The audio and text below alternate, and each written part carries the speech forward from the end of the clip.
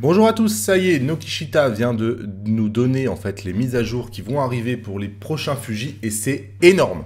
Sincèrement, c'est énorme. Encore une fois, Fuji tape très fort sur des appareils qui sont sortis il y a déjà 1 an, 2 ans, c'est incroyable. Alors, pour le XT2, c'est le XT2 qui a toutes les fonctions et les autres en ont un tout petit peu moins.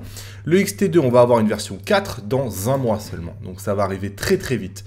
Ils ajoutent le Focus Bracketing. Focus Bracketing, on va avoir la possibilité de faire un décalage de mise au point automatique. Donc c'est dans le but ensuite de venir faire un Focus Stacking.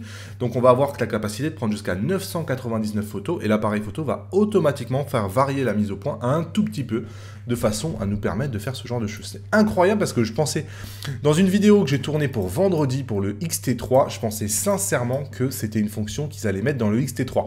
Donc j'espérais qu'ils mettent cette fonction-là. Et ben non, on va la voir direct et dans pas si longtemps que ça dans le XT2. Donc c'est génial. Ce qui m'étonne le plus, c'est la manière dont ils font évoluer le XT2 pour la vidéo, parce que c'est incroyable. Alors, le XT2, il va avoir le F-Log directement en interne sur la carte SD. Ça, c'est énorme. Il va avoir le ralenti 1080p à 120 fps. Énorme. Le nouveau autofocus de détection de face qui fonctionne maintenant de F8 à F11. Et pour avoir le XH1, sincèrement, c'est une grosse nouveauté.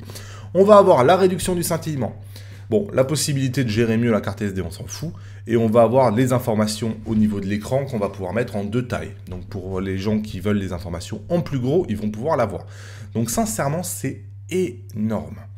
Au niveau du X Pro 2, on a un tout petit peu moins de choses, mais on a aussi le nouvel autofocus, c'est quand même le principal.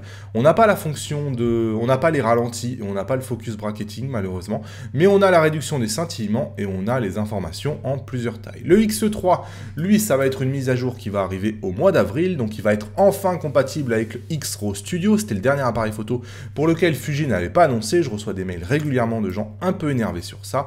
Il va être compatible avec le nouvel objectif XC15-45, et il va être compatible avec les flashs de studio, ça c'était la mise à jour qui était attendue, et ensuite on va avoir la possibilité de venir le connecter avec plusieurs appareils photo plusieurs smartphones jusqu'à 7. Voilà, pour le reste c'est du connu. Au niveau du XH1 sur Fuji Rumors, ils n'en parlent pas, mais je suis allé voir sur Nokishita, qui est la source de l'information. Le XH1 va avoir aussi son lot de nouveautés et je suis content parce que on va venir récupérer le focus bracketing aussi, c'est évident, mais on a pas mal d'autres nouveautés.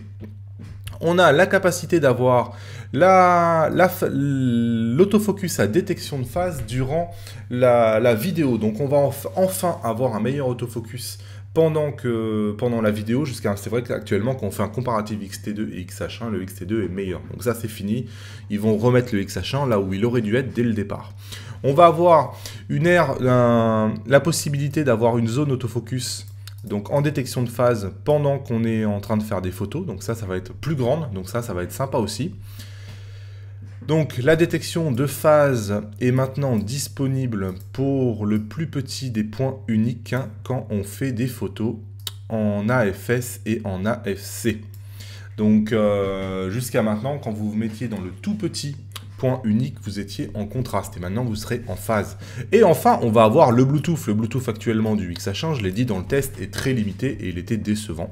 Donc on va récupérer toutes les fonctions qui sont dans le X3, c'est-à-dire la synchronisation automatique du temps avec le smartphone et aussi la synchronisation de la géolocalisation automatiquement en Bluetooth.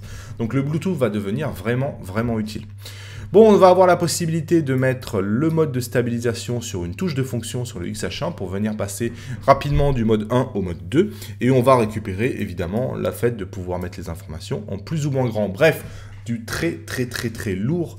Et ça annonce vraiment du bon pour le XT3. Fuji ne...